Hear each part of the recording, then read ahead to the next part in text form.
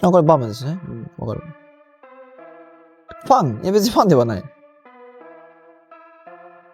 面白い面白い。うん。バムの試合面白い。まあ階級が合えば、バムが上げてきて、タイミングが合えば、もちろん、それは、興味がある。Got feeling yes or no, do you two ever meet in the boxing ring? I believe so. I've always believed so that we will meet eventually down the line, but it's just a matter of time. Hopefully, when the time comes. I think so. I mean, I feel like I'm capable of beating anybody that the team puts in front of me. You know, money's very important, but legacy is also important as well. I feel like I can't retire without fighting anyway, so I need to get that fight before I do retire and, of course, beat him and make the money and enjoy it. Apparently, boxing has reached a stage where champions are starting to do something unexpected, steering clear of fights they should actually be pursuing. While Bam Rodriguez continues adding championship belts to his collection like rare sneakers, the bigger story may be that Naoya Inoue's camp is potentially slowing down a matchup that many believed was bound to happen. Now the question is not simply who would win, but why would anyone hesitate when an opportunity for greatness is right there? And what are they so concerned about discovering once those two finally step inside the ring? This card has the potential to be a card of the year contender. And after tonight, I believe there were only 2 decisions on the entire card, and those decisions were barn burners as well. So can you reflect on the night and the finishes, and as I said, the wars that took place tonight, and of course, the crowd that really brought it? Yeah, like you said, like even the 4 fights, what we call before the belt, were really well matched, and I think that's something we really pride ourselves on. At the end of the day, I guess I'm Two. In boxing, there are certain nights when the judges' scorecards, knockdowns, and even the biggest highlight moments seem less important than something much deeper unfolding beneath the surface. And somehow, this particular fight card carried that kind of significance from the opening bell, creating a sense that something bigger was happening without needing anyone's approval or attention. The show. So I think that Inoue would be the favorite, and you know the betting odds and the blah blah blah blah blah, and it's a hell of a fight. But I just feel like there's a gap there. There's a gap there that I don't like. And just meet at 122. Just Bam comes up. What became obvious right away was not simply how competitive these matchups were, but the clear purpose behind putting them together. It felt like someone had made the decision that entertainment could no longer be viewed as something that naturally comes from competition, but instead had to become one of the main priorities from the beginning. He was like, in a way, reminds me a lot of Pacquiao, but Bam reminds me a little of Pacquiao too, in the sense that when Pacquiao was put up against, not Morales gave him a good fight, but you put him in with Barrera at a time where Barrera was still good, and he was so twitchy that Barrera had nothing for him, right? And that's what it looks like when you put Bam in with a strop. Like when you put Bam in with a guy who's past it, but was once great and maybe still has something in the tank, Bam's The opening bout established the atmosphere by subtly challenging the traditional idea of one-sided matchmaking. Rather than presenting carefully managed showcases or outcomes that seemed obvious beforehand, each matchup appeared to be built around the belief that fighters develop through real resistance, not by constantly operating in comfortable situations. For the monster, Naoya Inoue, in your next fight. I'm ready for whoever, whenever. They throw a name at me, I say yes right away. It don't matter who it is or where it is, I'm ready. I felt a lot stronger, not only in the fight, but throughout training camp, throughout fight week as well. I felt a lot stronger. What grade would you give that for Bam Rodriguez? I think he's the pound-for-pound #1 fighter in this sport. And a lot of these guys who reach up there are 28, 30, 32, 34. You have to understand this young man is 26 years of age.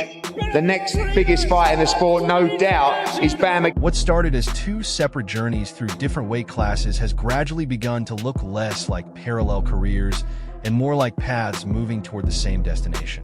Both names are now being mentioned together, not simply as a hypothetical matchup, but as a confrontation that increasingly feels inevitable. Bam Rodriguez has built his rise through the kind of momentum that makes every performance push the conversation to a higher level.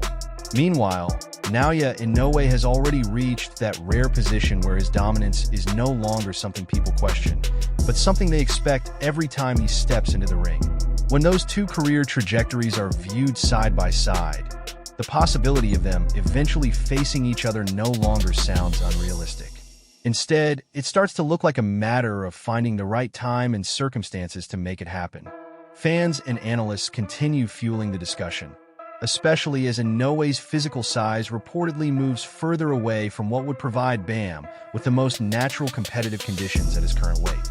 That factor alone changes the entire complexion of the debate, because what initially appeared to be a simple super fight is beginning to look more complicated, with one fighter continuing to move upward while the other remains firmly established as a dominant force. The more both men keep winning, the more unavoidable the matchup appears on paper.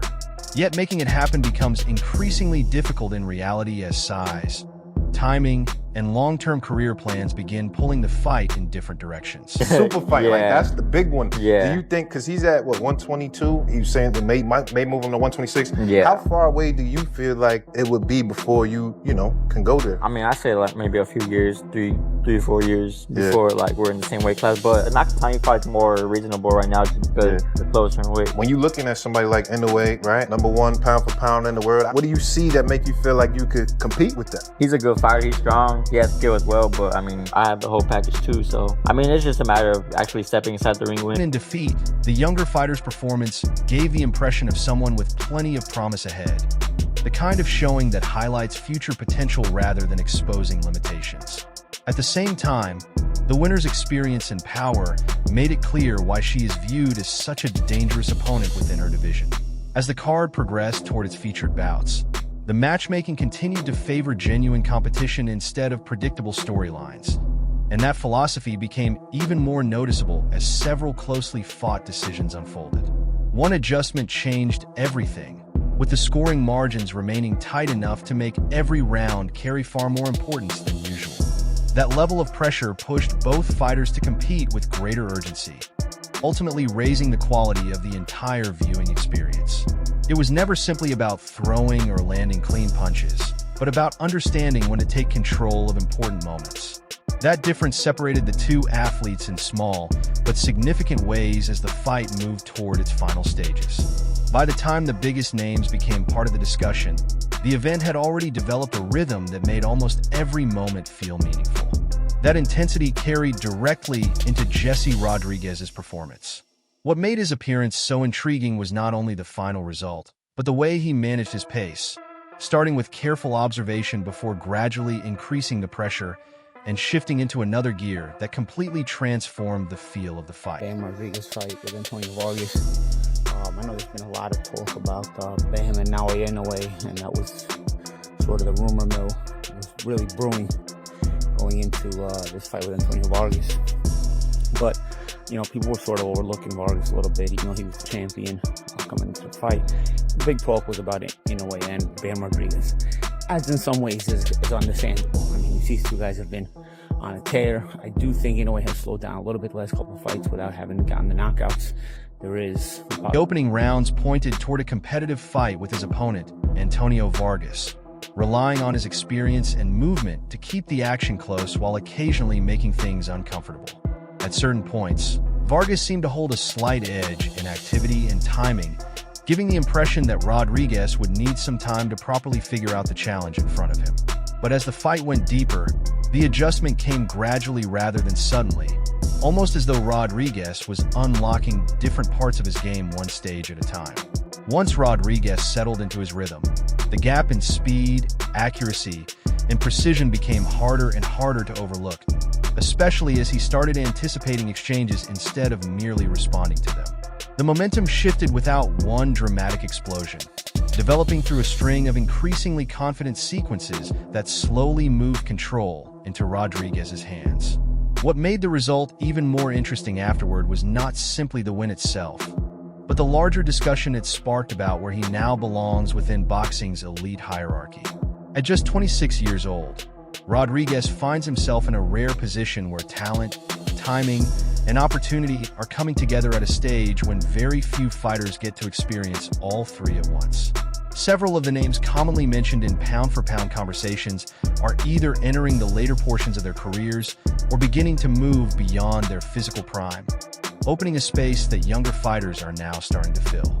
Incredible performance. Some of us were talking in press row, it was like he was so fluid. It was beautiful to watch. Took a couple rounds. You know, the first 3 rounds were a little difficult, awkward. Obviously, Vargas, the bigger boy, a little bit taller, he used very good speed. So it took him a few rounds to adjust. But, you know, once Bam does, he's a killer. Right. It did take a couple of rounds. I mean, I know you're kind of calm in those moments, right? But were you starting to think, you know, I don't know, maybe the weight's a little too, or were you just kind of like, oh, we just got to settle in? Well, look, no, I just knew it was going to take a few more rounds, you know. What happened just a few hours earlier felt like the kind of fight promoters secretly hope will become a measuring stick for what comes next, because it delivered more than a winner and a loser.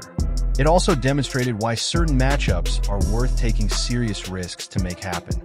The leverage surrounding fights like this is never determined by the fighters alone, but by how strongly a performance can change public perception while the action is still unfolding.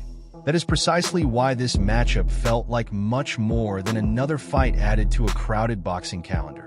From the opening exchanges, both fighters appeared fully aware that their reputations were at stake alongside the actual result. That understanding gave every round an added significance, with the story being created through what happened inside the ring rather than being decided before the opening bell.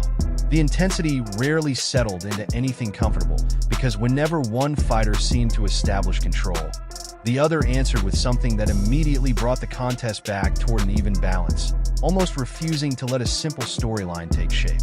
As the rounds progressed, the back-and-forth competition created a quiet negotiation inside the ring where momentum became the most valuable currency, and every exchange either increased or reduced each fighter's standing.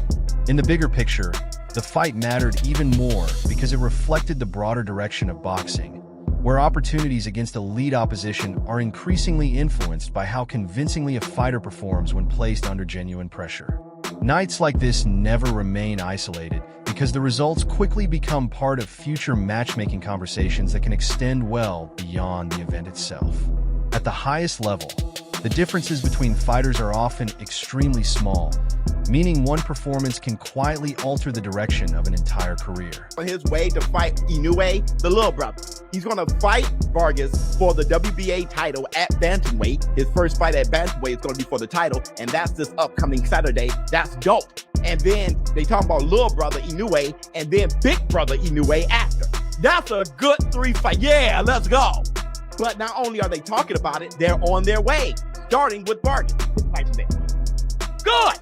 Because Bam, just like Canelo when he fought Triple G, Canelo was... On the other hand, when a fighter completely clears out an entire division and refuses to simply wait around for opportunities, the path forward becomes much more complicated. Every potential opponent brings a different style and set of problems, meaning the decision-making process is no longer focused on chasing one specific matchup, but on building a series of high-stakes fights that can collectively shape an entire career. Another factor that cannot be overlooked is the emotional and psychological side of a fighter's development during this stage.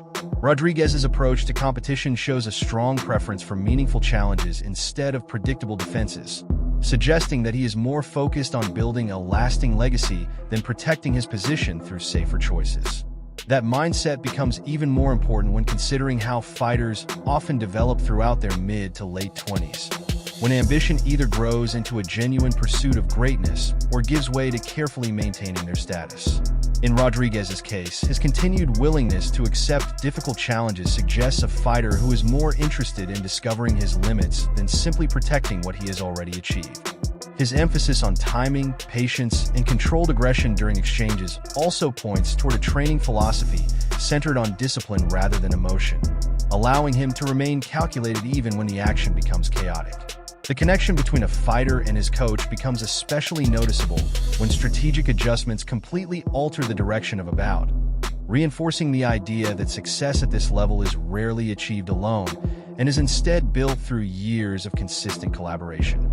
By the time the focus returns to the wider landscape of the division, the importance of the night becomes much clearer because this was never only about one victory or one performance, but about how the entire hierarchy begins adjusting once a new threat starts emerging. There's very little wasted movement. He is a lot. And now let's talk about a potential fight with Inoue. First of all, when people talk about any all-time great fighter, a lot of times what can hold a guy back from recognition is if he never thoroughly cleaned out a single division, right? He weight hopped. On the other hand, if a guy cleans out a single division and doesn't